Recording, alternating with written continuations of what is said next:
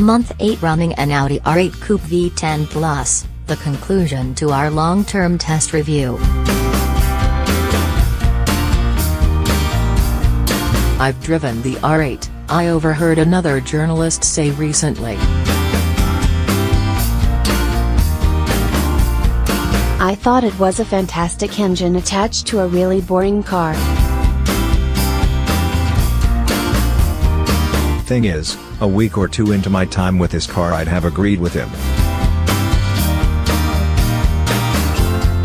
On first acquaintance there is something a bit aloof about the R8, it's almost too polished, too sophisticated, not an event in the manner of some supercars.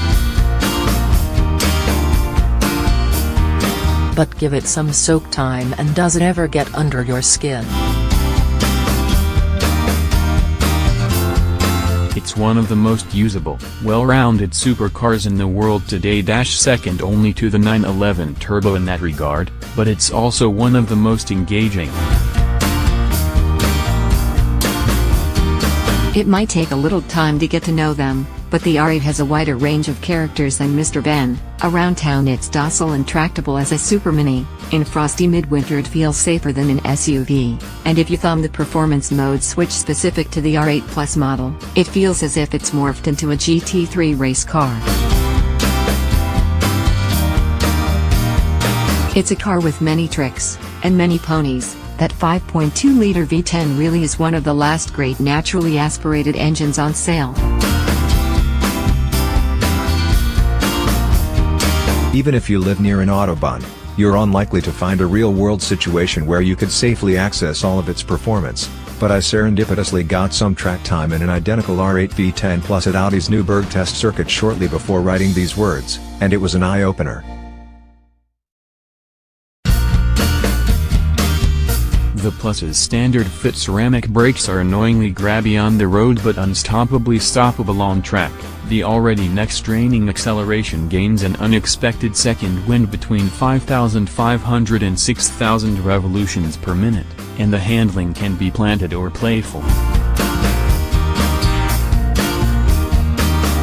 Driven neatly, there's all the traction you can eat, but if you ask it to, the R8 can pivot around you like there's a giant cocktail stick poked through its center.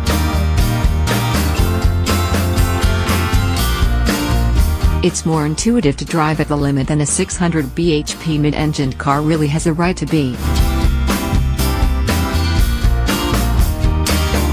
Bad points?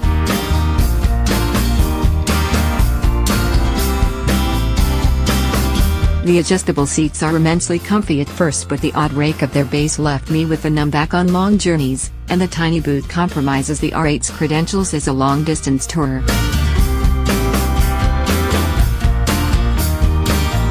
The drive select switch occasionally refused to do any selecting, and a mystery squeaking noise was cured when Audi's technicians unscrewed the luggage compartment molding and put it back together again while a slow punctured tire was being replaced. And the sheer volume of the exhausts on startup from cold probably didn't endear me to my neighbors. If Audi could engineer a quiet start mode in time for the R8's facelift, that would be ideal.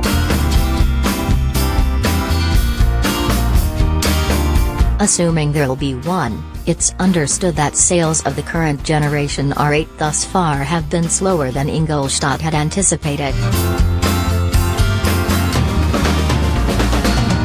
Maybe it's that aloofness thing.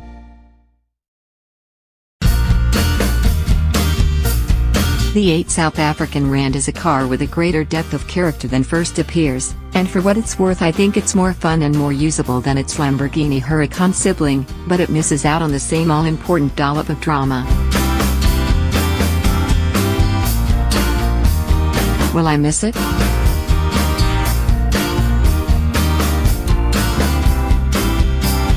That's the real test, I suppose, and I'll find out soon. The R8's replacement has already arrived.